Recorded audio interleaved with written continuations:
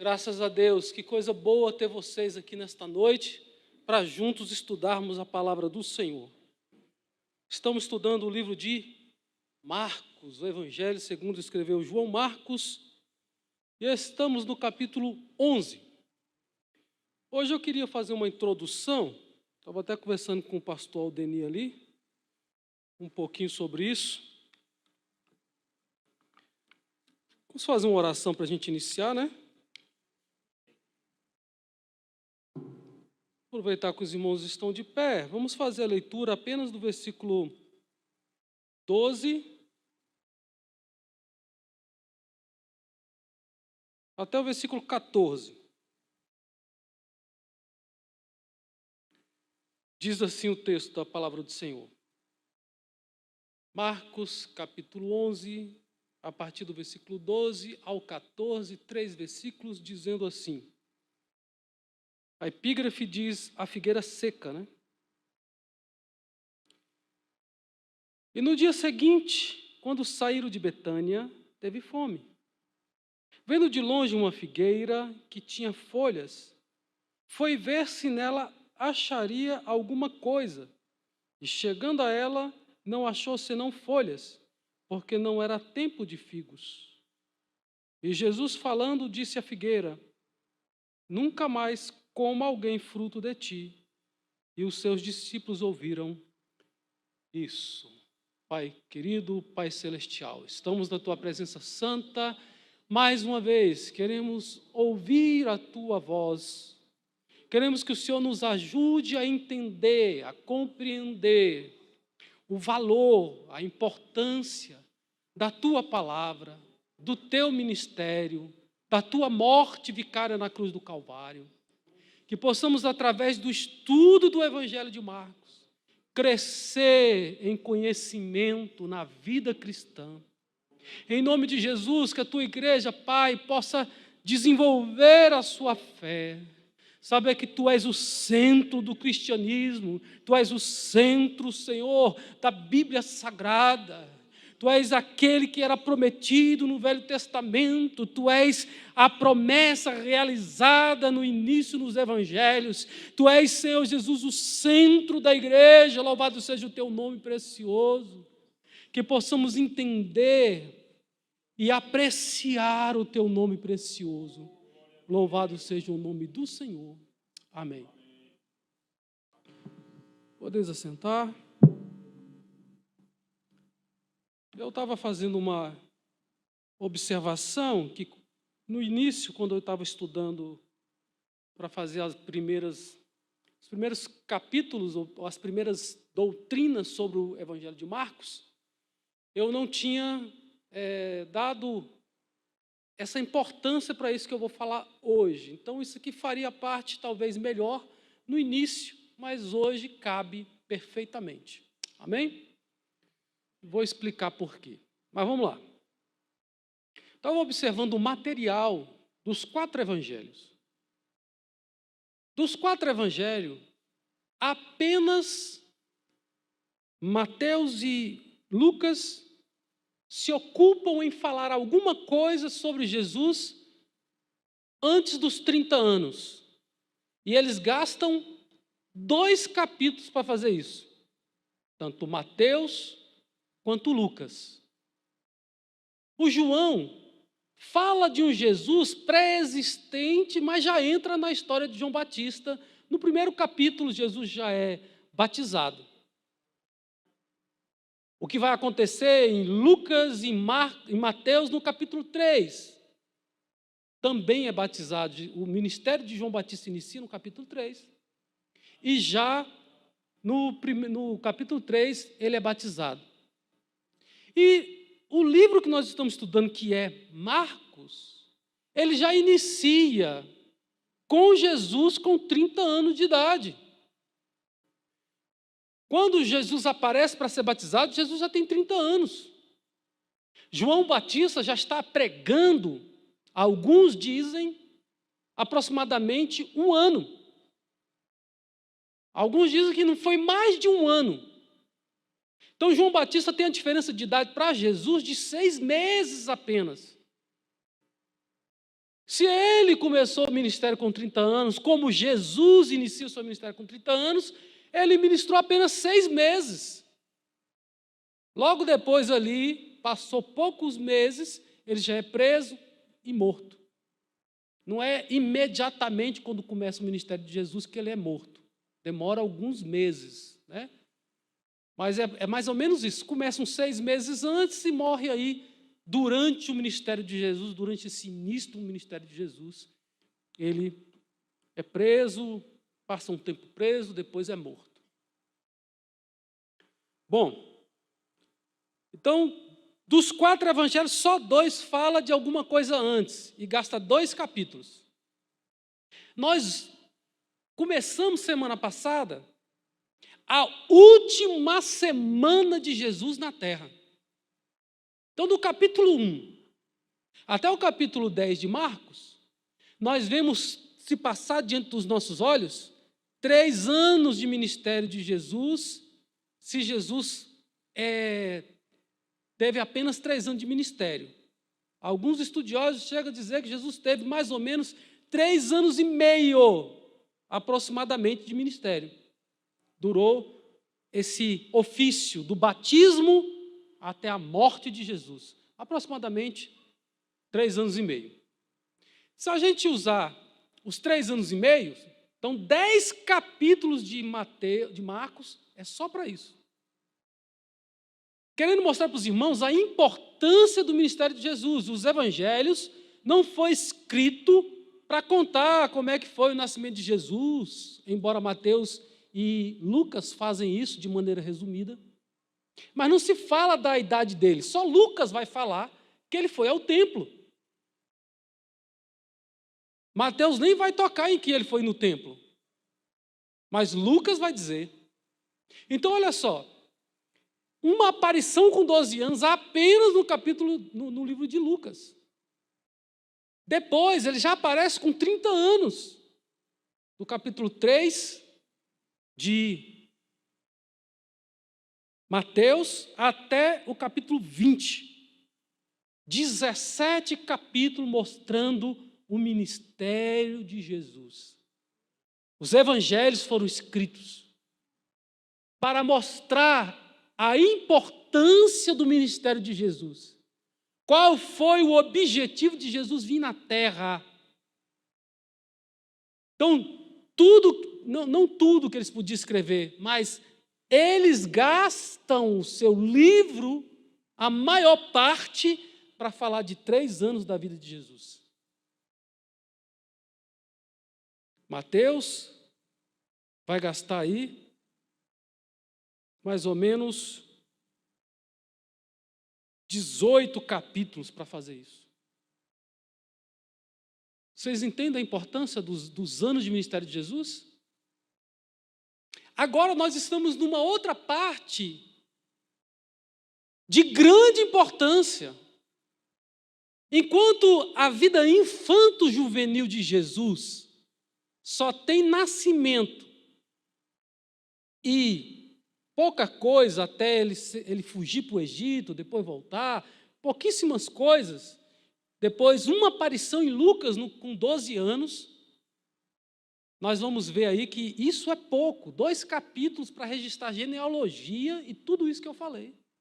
Visita de mago, visita dos pastores, aparição dos anjos. Tudo isso só está nos 2 primeiros capítulos de Mateus e de Lucas. Mas nós não vemos nem isso em Mateus, em Marcos e João. 2 evangelhos não contém nada antes de Jesus fazer 30 anos. A maior parte dos evangelhos se ocupa nos 3 anos e meio de ministério. A segunda maior parte é agora que nós estamos estudando no capítulo 11. Nós vamos capítulo 11, 12, 13, 14 e 15. 5 capítulos de Marcos só para falar da última semana de Jesus. Será que é importante a última semana? Doutrina passada nós começamos a entrada triunfal em Jerusalém. Última semana de Jesus nós estamos, meus irmãos. Hoje, nós já estamos na segunda-feira. Doutrina passada foi domingo. Na sexta-feira, Jesus vai morrer. Então, nós estamos na segunda parte mais importante dos evangelhos. Contar como foi a última semana de Jesus, mostrando a sua entrada triunfal, depois a sua prisão, depois o seu julgamento, depois os seus açoites, depois a sua morte, até o capítulo 15. A ressurreição em todos os livros vai estar no último capítulo. Todos os últimos capítulos dos 4 evangelhos vão falar desta última parte. A parte mais importante está nos 4 evangelhos. Qual é a parte mais importante? Ministério de Jesus, dos 30 aos 33 anos e meio. Qual é a segunda parte mais importante? Está nos 4 evangelhos. Vai a última semana de Jesus. 5 capítulos para Marcos, 5 capítulos para Lucas, 7 capítulos para Mateus, 8 capítulos para João, para mostrar a última semana, os últimos acontecimentos na vida de Jesus. Quais são as reações? Como ele se comportou? Tudo isso está nisso. Amém? Esses últimos dias. Então, a entrada triunfal, domingo, do capítulo 11, versículo 1 ao 11. Hoje, possivelmente vamos ver do versículo 12, talvez vamos passar do 19. Vai falar da maldição da figueira e da purificação do templo. É isso que nós vamos estar falando. Talvez a gente entre na terça-feira, que é a conversa entre Pedro e Jesus, que ensina aos 12 as lições advindas da maldição, do momento que ele amaldiçoou a figueira. Amém? Então o assunto de hoje é esse. Nós vamos estar tentando passar para os irmãos nesta noite. Vamos lá então. Mateus, capítulo 21.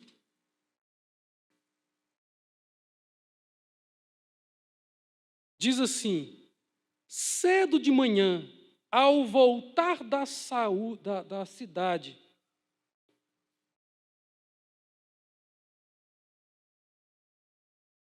é o versículo 18, né? É o correspondente de Marcos. É o momento que ele vai sair para poder ir para Jerusalém e vai acontecer a maldição aí no meio do caminho. Né? Jesus tem fome e de manhã, voltando para a cidade, teve fome. Versículo 19. E avistando uma figueira perto do caminho, dirigiu-se a ela e não achou nela senão folhas. E disse-lhe: nunca mais nasça fruto de ti. E a figueira secou-se imediatamente. O livro de Marcos vai ter algumas diferenças. Não é logo pela manhã. Já diz que é no dia seguinte, porque ele está se referindo à entrada triunfal. Enquanto Mateus está falando de um assunto que Marcos colocou no meio. Marcos vai usar uma técnica mais ou menos do sanduíche. Ele vai contar uma história, para no meio da história, conta outra história e depois volta com a história de novo. Então é como se fosse A, B e volta para o A. Vai falar da figueira do versículo 12 até o versículo 14. Aí ele vai falar da purificação do templo, do 15 até o 19. E aí ele volta a falar do versículo 20 ao 26, está tocando na figueira. É as relações com a figueira. Está voltando de novo ao assunto. Mateus, ele já faz direto. Ele começa com a maldição e a figueira seca imediatamente. Marcos usa uma forma de apresentar a maldição da figueira com um significado maior. Quem lê o texto de Marcos, vai perceber que Jesus chega, versículo 12, ele teve fome, estava saindo da cidade. Aí, no versículo 13, vendo de longe uma figueira que tinha folhas, foi ver se nela acharia alguma coisa. E chegando a ela, não achou senão folhas, porque não era tempo de figos. Se não era tempo de figos, não se espera que tenha fruto. Sim ou não? Não é tempo de figos. Para que Marcos coloca esta expressão? Ele coloca essa expressão para dizer o seguinte: embora não era tempo de figo, os comentaristas vão dizer o seguinte: não era tempo de figo maduro, mas era tempo de já ter alguma coisa que já poderia comer. Eles usam uma palavra lá que está no original e eu não vou me recordar. Mas é como se fosse o fruto de vez, mas ainda não está maduro, pronto para colher, mas já dá para alimentar, já dá para matar a fome. Então, possivelmente, ela poderia ter aquele tipo de fruto. Quando a gente olha que não tinha fruto maduro, diminui um pouco a ação de Jesus. Senão Jesus fica como alguns comentaristas já falaram, como críticos de Jesus, que um homem sereno, um homem como Jesus, agir desta maneira com uma figueira inocente, mas tudo que Jesus faz tem uma explicação. Tudo que Jesus faz tem sentido, tem significado.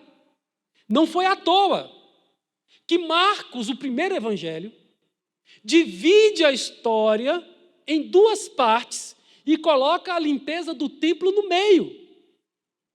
Ele está querendo dizer, com essa atitude, que o que está acontecendo com o templo é a mesma coisa que aconteceu com a figueira. A figueira foi usada como uma parábola. Ela aconteceu real. Ela foi amaldiçoada por Jesus e secou. Mas é uma parábola para apontar para o templo. Jesus olha para a figueira e a figueira está cheia de folhas. As folhas, ela não precede os frutos. A figueira, primeiro aparece o fruto. Quando o fruto já está crescido, que ela já floriu, já cresceu, aí vem as folhas. Então, quando alguém vê uma figueira com folha, significa que tem fruto. Então, a maldição de Jesus não foi sem motivo. E quando nós olhamos que ele queria dar uma lição para eu e você, para os religiosos da época, para os ouvintes da palavra que leram o livro de Marcos, que são os gregos, né? Na verdade, os romanos, né? O livro de Marcos foi escrito para os romanos. Então, João Marcos escreve esse livro e os romanos vão tendo esse contato e eles compreendem perfeitamente o que está acontecendo. É o templo que está cheio de folhas. Ele está todo bonito. Jesus viu o templo mais bonito, exteriormente falando. Mas eu quero que os irmãos compreendam que o primeiro templo nenhum foi igual. Porque na primeira deportação, no primeiro momento em que a arca de Deus ela desaparece, a maioria dos estudiosos diz que ela desapareceu na época da destruição do primeiro templo, no primeiro momento que o templo foi saqueado por Nabucodonosor. Naquele momento, a arca desapareceu e nunca mais ela retornou. Então, o templo na época de Jesus não tinha arca dentro, mas por fora era o mais bonito. Herodes gastou 40 anos fazendo ele tinha um muro, ele fechou toda a esplanada do monte, todo o topo do monte, exatamente no muro. Aterrou tudo, fez um platô em cima do monte, como está hoje. Aquele piso lá é o piso feito, possivelmente, dessa época de Herodes. Então tem um platô completo, onde o templo foi colocado em cima. Então, depois ainda tinha um muro. Irmãos, Herodes fez torres para ele ficar, porque ele não podia entrar no templo. Porque ele não era judeu. Ele era descendente de Esaú.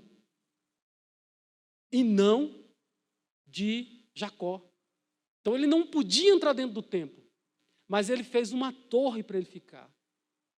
Os discípulos mostram para Jesus, olha só que coisa linda, Jesus. E Jesus fala o quê? Não vai ficar pedra sobre pedra. Jesus já estava mostrando que iria acontecer a destruição do templo. Isso tudo vai passar. Então, é um comparativo. A figueira já tinha que estar produzindo fruto, porque ela estava cheia de folhas. O templo, Israel, era para ser a nação de sacerdotes, era para estar espalhando este evangelho, não era para estar segregando, afastando as pessoas da palavra.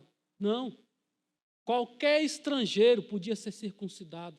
Qualquer estrangeiro, depois que aprendesse a lei, ele podia participar dos principais cultos, da Páscoa, vários cultos. Podia participar da sinagoga, podia ter acesso aos livros. Então, mas eles não estavam fazendo isso. Eles estavam botando a religião apenas para arrecadar dinheiro, que é a reclamação que Jesus vai fazer daqui a pouco. Então, só para a gente entender essas diferenças. Então, Mateus conta numa toada só. Ele vai contar, Mateus, ele conta a purificação do templo antes de acontecer que a figueira seca. E se a gente observar, a figueira também vai secar em Marcos depois da purificação, que é a segunda porção do texto. Mas Mateus apresenta o encontro com a figueira, a maldição e o acontecimento imediato, tudo junto. Então, na verdade, os evangelhos, eles complementam um ao outro, vai mostrando para que a gente possa entender melhor o que está acontecendo. Então, nós estamos aí no versículo 14. Jesus olhou, não tinha folha, só tinha folha, mas não tinha fruto, e Jesus falando disse à figueira: nunca mais coma alguém fruto de ti. E Mateus fala: nunca mais nasça fruto de ti. No fim, a maldição é a mesma, tanto que o efeito é o mesmo. A árvore seca, a árvore seca, da raiz até os galhos, toda aquela árvore, ela se torna sem valor. Amém? Todas as vezes que os cristãos se reúnem em torno da religião e esquece do essencial, que acham que vão ser salvos porque tem carteirinha de membro. É porque a minha carteirinha de membro é a número, e aí ele vai falar o número, é 3 número ou 4. A minha já está, eu não sei nem quantos números tem a minha, porque eu sou novo no campo, né? A minha tem um monte de número. Mas tem gente que se gaba do número da carteirinha e esquece do principal, que é viver o Evangelho, que é amar a Deus sobre todas as coisas. Aqui, esta igreja, existe muitas pessoas aqui que são antigos aqui nessa igreja. Glória a Deus. Mas o mais importante é você viver o Evangelho. É você andar na rua e mostrar que Jesus mora no seu coração. É os teus vizinhos olhar para você e falar assim, ali vai um crente, ali vai uma crente. Porque muitas vezes eles não falam para a gente, porque às vezes eles têm ódio da gente. O mundo nos odeia, diz a palavra do Senhor. Pelo menos odeia os que vivem o Evangelho corretamente. Irmãos, se não temos nenhum confronto com alguém que não é cristão, significa que nós não estamos vivendo o Evangelho segundo Jesus, segundo a verdade. Porque se você for viver o Evangelho, vai chegar algum momento que alguém vai te oferecer uma propina e você vai dizer não. Porque tem muitos que pegam. É porque não são transformados, renovados. Nós só somos corruptos quando nós estamos com o coração longe de Deus. Mas quando o nosso coração está em Deus, nós não queremos envergonhar o nome do Senhor. Nós não vamos nos dobrar atrás de pratos. Nós não vamos ficar apenas com folhas. Nós queremos produzir frutos, como eu disse na doutrina anterior, frutos dignos de arrependimento. Frutos dignos de uma pessoa que é lavada e remida pelo sangue de Jesus. Fruto de alguém que era pecador, mas encontrou com a luz, com o Evangelho, que o Espírito Santo veio habitar no seu coração e fez uma limpeza, tirou os ossos podres de dentro do nosso coração. Agora há a santidade, a graça, a limpeza, a presença de Deus dentro de nós. A nossa vida tem que mudar. Eu era ignorante, agora eu tenho que ser mais brando. Hoje, geralmente, dia de doutrina, eu costumo não sair de casa quando eu posso não sair. Mas hoje eu inventei de ir na oficina. Depois eu fui andar lá no setor de oficina para procurar peça. E quando eu estava vindo embora, uma pessoa dirigindo naquela toada de quem está procurando alguma coisa, né? Tranquilo. Não tinha carro nenhum na frente dele, eu fui ultrapassei, terminei de ultrapassar, ele estava no meio da entrada e ele estava praticamente parado. Quando eu fui virar, ele quis seguir. E aí, graças a Deus, acertou mais o meu pneu, né? Mas estragou o carro dele. É o momento da gente ficar nervoso. Eu só falei para ele assim, quanto você acha que vai ser para consertar? Está aqui o valor. Vai com Deus. Tem que ter alguma coisa diferente em nós, irmãos. Nós temos que ser diferente do mundo.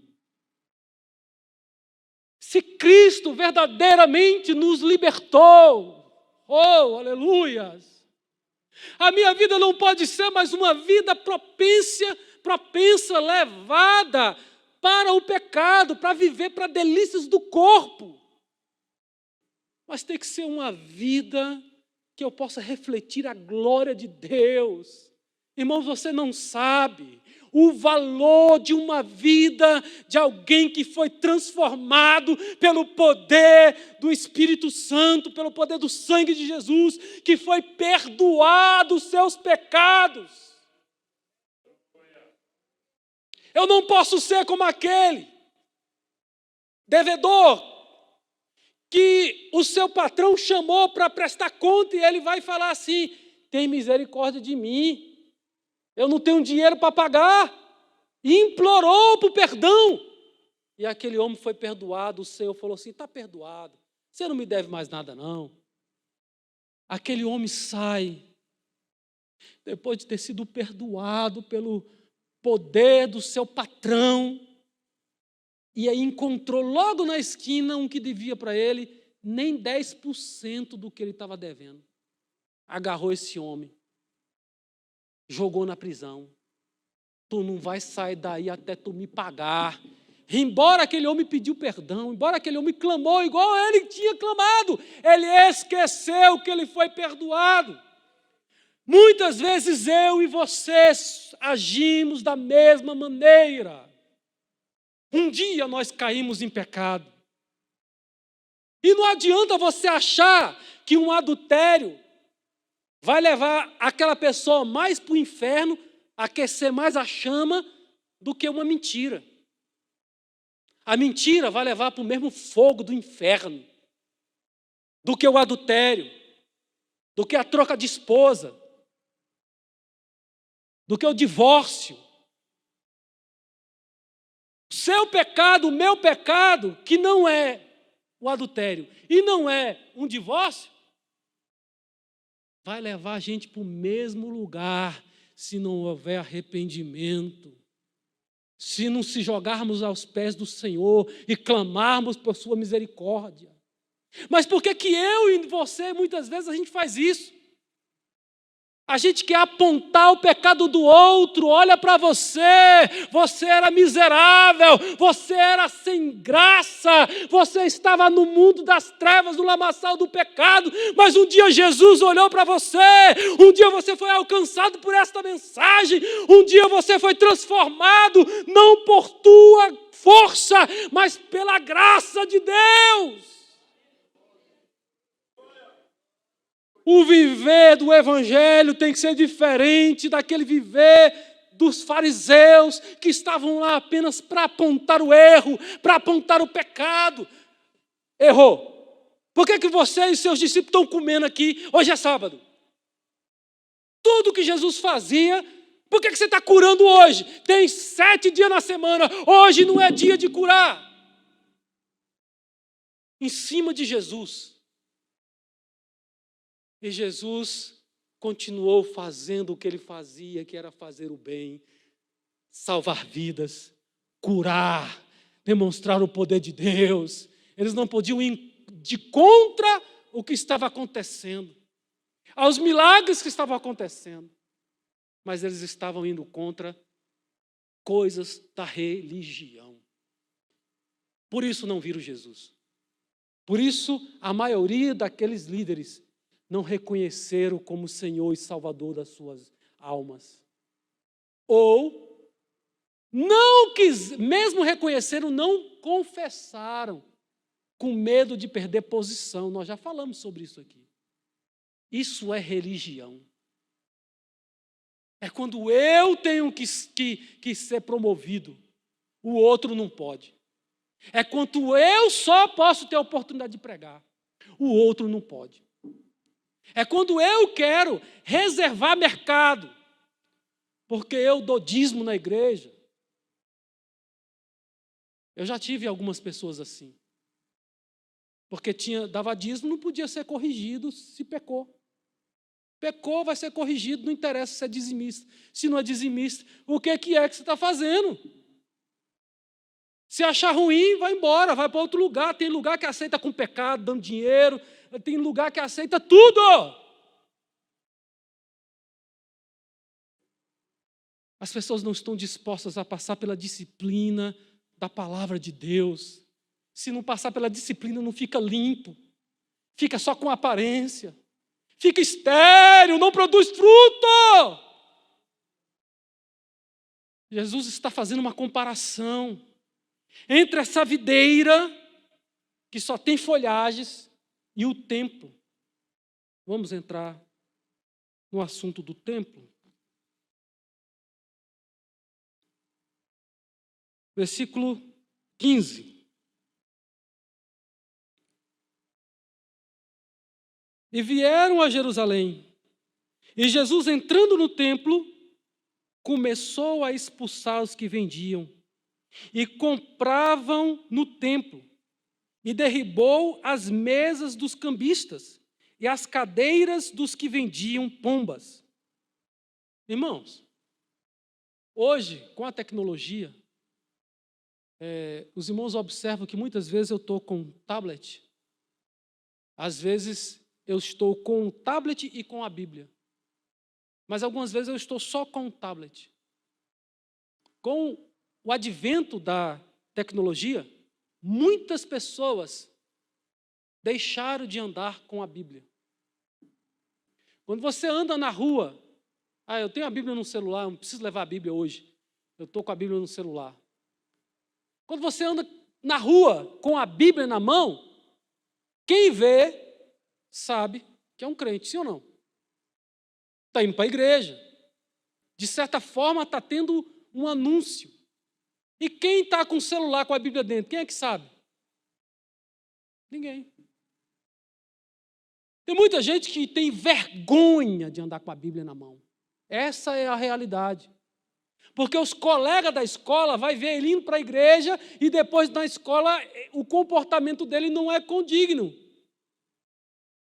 Não condiz. Folhas. Aparência. Santidade. Os fariseus, Jesus chamou a atenção deles. Ai de vós, que dá o dízimo das coisas miúdas. Além de ser fiel no dízimo do seu salário, você ainda dá de coisinhas, do cominho, do coentro. Você dá a oferta das coisas miúdas. Mas está faltando vocês observar a justiça. Tem algumas coisas que estão faltando no coração de vocês. É a prática da lei, não a prática da lei, é a prática da essência da lei. De viver o Evangelho, de viver a palavra, de ser transformado.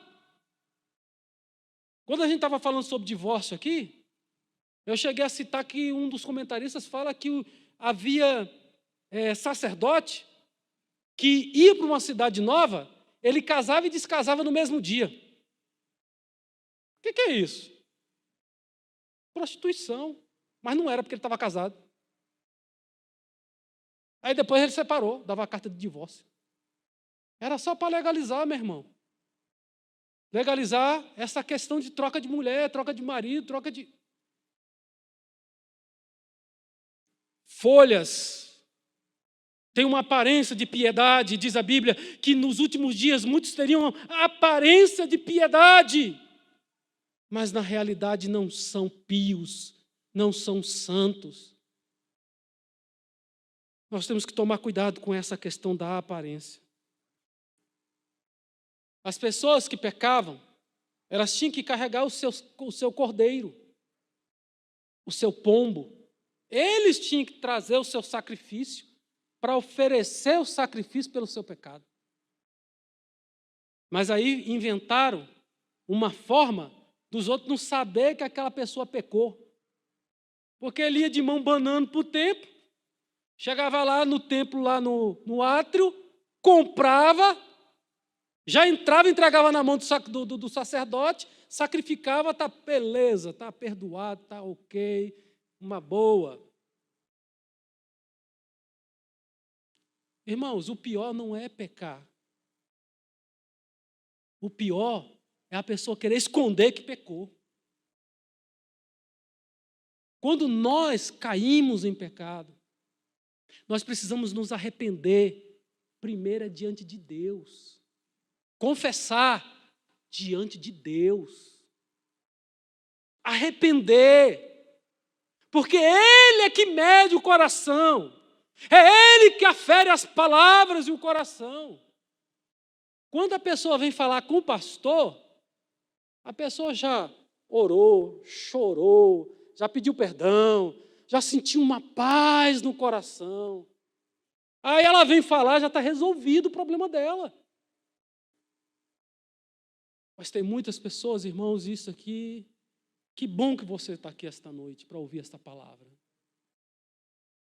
Tem muitas pessoas fazendo coleção de pecados. Tem muita gente vivendo o evangelho de casca, de rituais, em rituais. Mas está faltando o seu homem interior ser transformado. Dizem que quando a gente morre, a gente nasce de novo, né? Aqueles que morreram com Cristo, agora vão também ressuscitar com Cristo. Então a gente morre para o mundo no batismo, ao descer as águas.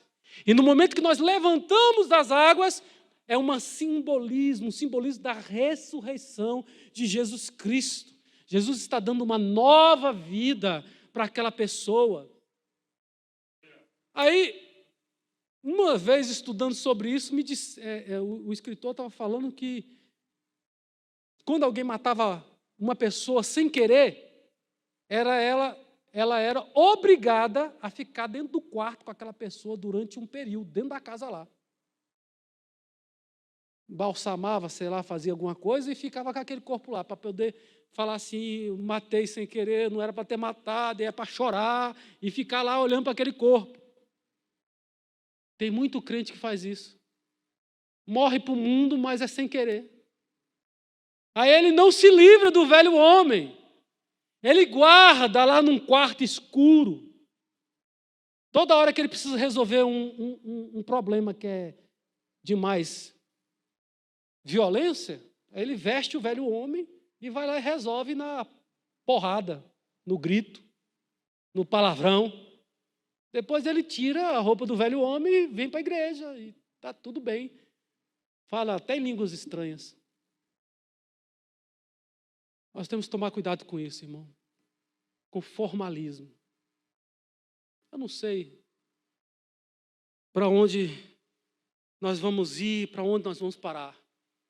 Mas a igreja precisa estar bem falsa para o anticristo ser verdadeiro e a igreja aceitar o anticristo. Seus pastores têm que ser os mais corruptos. Quanto mais corruptos no dinheiro, quanto mais corruptos no pecado, fingindo que é crente e fazendo tudo errado lá fora, quanto mais ele estiver fazendo isso, a igreja também, porque ele não corrige ninguém, a igreja também continua fazendo o que quer e está tudo bem. Aí o anticristo, quando chegar, meu irmão, está tudo feito. É só aceitar a marca da besta e ir para o inferno, com pastor, com tudo que tiver de direito. Que o sangue de Jesus tenha poder na nossa vida. Eu não quero fazer parte dessa igreja. De uma igreja que não se arrepende pelos seus pecados, que não chora quando peca. Que não tem arrependimento genuíno. Irmãos, só de pensar às vezes uma coisa errada, irmãos. A nossa mente tem que ser tomada pelo poder do Espírito Santo, nos ajudando a colocar o nosso carro, o nosso caminho corretamente, o nosso carro no trilho novamente. Precisamos afluir para o caminho verdadeiro que leva o homem para o céu. Eu não posso ficar esperando o pai e mãe ficar me chamando a atenção. Ficar esperando a esposa chamar a atenção ou o esposo chamar a atenção. O evangelho tem que pulsar no meu coração. A palavra do evangelho tem que me chocar. A palavra do evangelho tem que me constranger. A Bíblia Sagrada, eu tenho que ler esta palavra e fazer uma reflexão sobre a minha vida. Será que eu não sou uma figueira que não tem fruto? Que estou vivendo de aparência? Será que eu não sou um templo que está cheio de rituais, mas lá atrás da arca não tem presença de Deus? Lá atrás da cortina não tem arca, não tem presença de Deus. O mundo vai entrando, eu vou abrindo, eu vou sendo permissivo, eu começo a andar com as pessoas do mundo, eu começo a fazer as coisas que o mundo faz, eu começo a me alegrar com coisas humanas, com coisas materiais, e esqueço de buscar o principal, que é a presença de Deus, a transformação, de morrer para este mundo e de viver para Deus uma vida, uma segunda chance, é uma segunda oportunidade. Muitos dizem: se eu voltasse atrás, com a experiência que eu tenho, eu faria tudo diferente. Deus, hoje, usando o seu pastor, está te dizendo: você tem uma oportunidade de fazer diferente do que você vinha fazendo até ontem, até hoje. Você tem a oportunidade de, a partir de agora, pelo poder do Espírito Santo, mudar a sua vida, mudar a história da sua casa, mudar a história da sua família, de viver um evangelho diferente, que o altar não falte fogo, que haja a arca de Deus, que haja a presença, a manifestação de Deus no seu coração, que vai transmitir para as suas ações, para as suas palavras, vai entrar no seu casamento e vai quebrar você primeiro.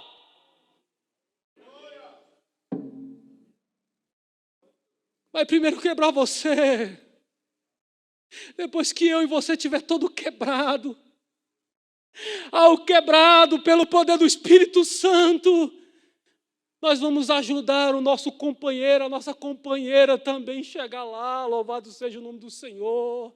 Nós vamos poder perdoar e esquecer, porque um dia nós fomos perdoados, e família é isto. Família é o lugar da gente praticar o perdão. Uma hora ou outra alguém cai, uma hora ou outra alguém peca, uma hora ou outra alguém faz alguma coisa digno de ser reprimido, de ser corrigido, de ser advertido. E nós temos que fazer isso a tempo e a hora, antes que seja tarde. Temos que voltar para o abraço, temos que voltar para a comunhão, temos que perdoar uns aos outros. Isto é ser cristão, é viver o evangelho. Porque se eu não perdoar, eu não serei perdoado.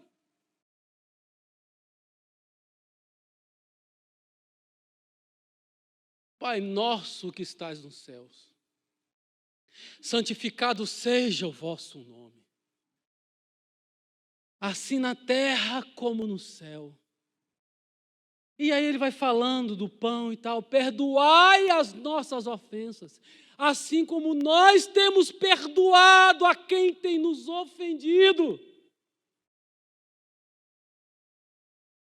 Ou será que você tem uma lista negra de pessoas que jamais você vai sentar do lado dentro da igreja? Dá uma olhada dentro do seu coração nesta noite e vê se você não pode sentar do lado de alguém aqui dentro deste lugar. Só dentro desta igreja, não estou nem falando da tua casa, da tua família, dos teus parentes, dos teus vizinhos.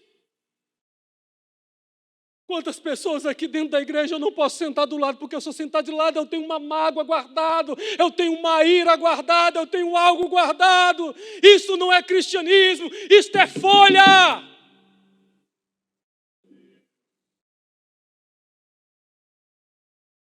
Ela tem que vir e se humilhar para eu poder perdoar.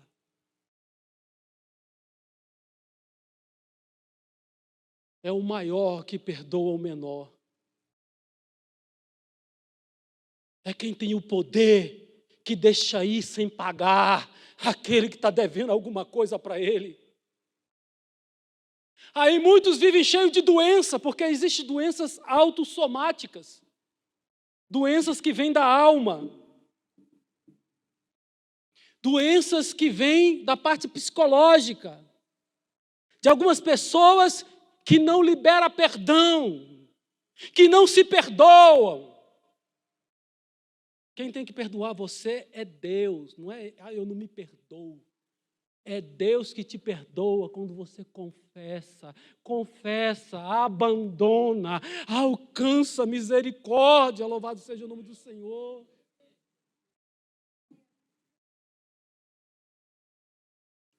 Marcos coloca a história da purificação do templo. Jesus começa a expulsar os vendilhões.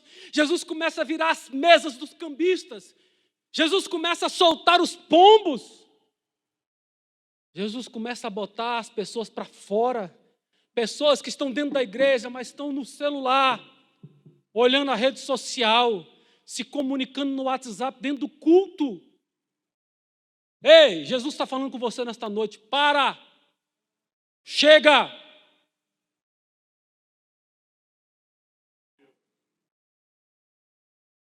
Tinha um carregando cântaro, Jesus fala, pode parar. Chega de ficar caminhando para lá e para cá dentro do culto, dentro da hora que você está recebendo a mensagem. Aqui é lugar de oferecer a Deus o sacrifício, é local de ouvir a palavra de Deus, é local de ser transformado. É por isso que muitos não são transformados, é por isso que muitos vivem uma vida raquítica. É porque eles não valorizam a hora principal, onde Deus está falando. Irmãos, eu quando era adolescente, eu sou crente desde 8 anos, 9 anos de idade. E na minha adolescência eu lembro que eu ia para a quadra 12, que é a igreja hoje, que é a sede. Antes era a quadra 7, eu era da quadra 7. Aí construíram a 12, eu ia lá para a 12.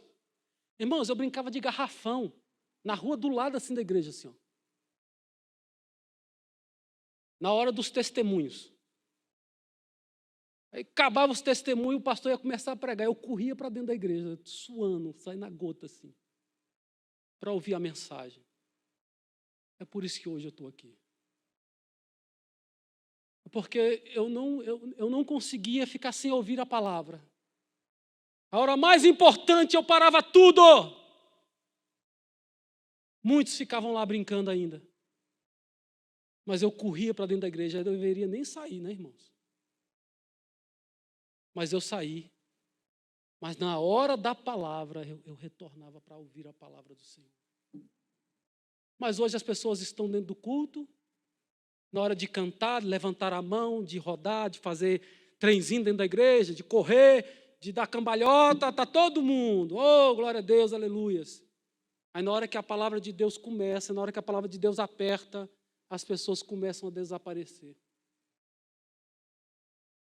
Não se preocupa com isso, irmão. Não olha para os outros, olha para você. Permita que Deus vai trabalhar no seu coração. Venha transformar a sua alma, transformar a sua mente, tirar tudo aquilo que está atrapalhando para você entrar nas mansões celestiais, para você ouvir aquela frase: vinde, bendito do meu Pai, entrai no reino que está preparado desde a fundação dos séculos.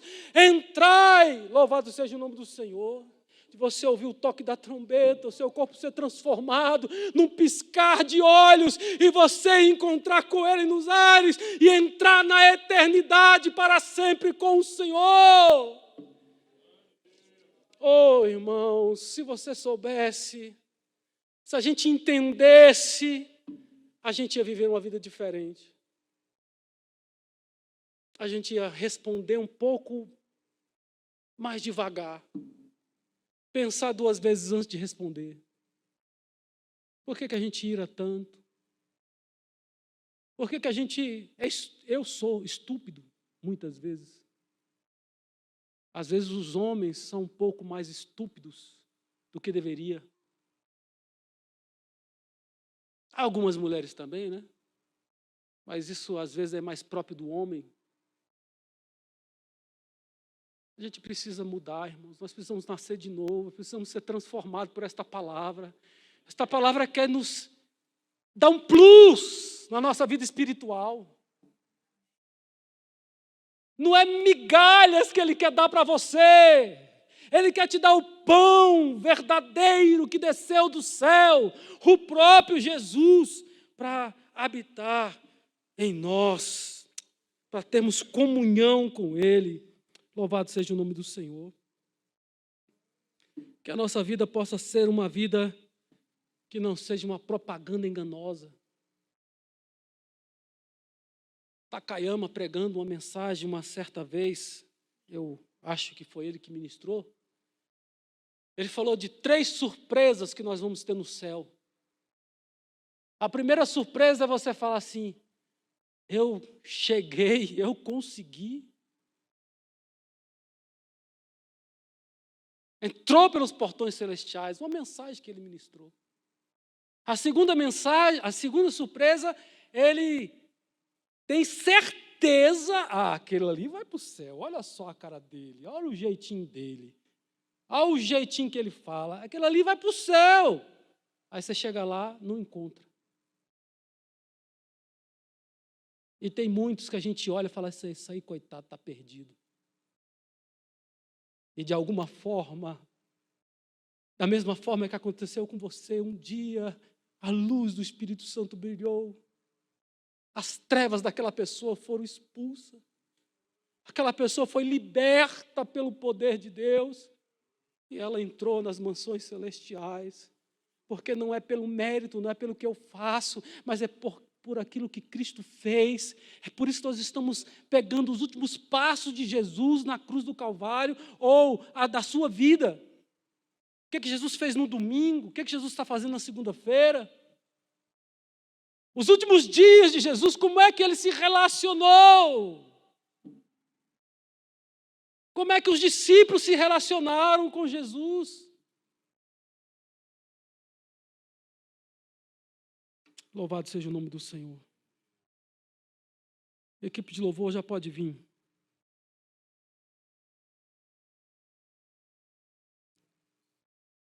Quando você olha uma figueira cheia de folhas e as outras com poucas folhas, ninguém vai naquela que tem pouca folha, vai naquela que está cheia. Então a aparência é apenas enganosa. A aparência quer superar os outros. Eu já vi irmãs idosas mostrar para mim o joelho. Aqui, pastor, meu joelho, ó. Isso aqui é de tanto orar. Irmãs, não precisa disso. Isso aí é glória de homem. É receber um aplauso de homens. Não se preocupa com isso. Deus está notando. Deus está vendo o seu amor pela obra, seu amor pelas almas, a sua intercessão. Deus está notando tudo. O amor que você faz, a contribuição, quando você ajuda um departamento, ajuda um necessitado. Deus está vendo. Tive fome, deste-me de comer. Estive preso, foste me visitar. Estive nu, deste-me de vestir. Mas, Senhor, quando nós vimos o Senhor assim, quando você faz a qualquer um dos pequeninos, pessoas que às vezes ninguém dá nada, e Deus está usando você para abençoar alguém, isso é viver o Evangelho. É dar com uma mão sem que a outra veja. É não tocar trombeta diante das obras, porque já receberam a recompensa. Isso é coisa de fariseu, isso é coisa de pessoas que vivem de aparência do Evangelho.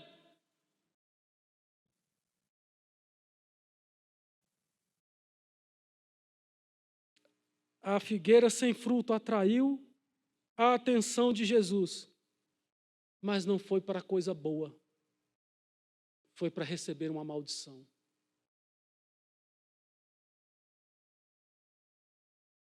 Que a gente possa viver um Evangelho. Esta ação de Jesus não autoriza eu e você ficar amaldiçoando alguém, ficar amaldiçoando o vizinho. A Bíblia ensina para amar os inimigos, para orar por aqueles que nos perseguem. Não é fácil ser crente, mas crente na carne procede assim. Agora, crente transformado pelo poder do Espírito, ele vai orar e Deus vai salvar, vai transformar, Deus vai ter misericórdia. Eu era pastor de um bairro e um dia o pai de santo estava internado, prestes a morrer. E ele pediu para chamar o pastor para poder ir lá orar por ele. E eu fui orar por ele e fiz a oração do ladrão da cruz. E o Senhor é poderoso para salvar. Eu falei, talvez você não vai nem sair desse hospital, mas Ele é poderoso para salvar a tua alma. Ele é poderoso para perdoar os teus pecados.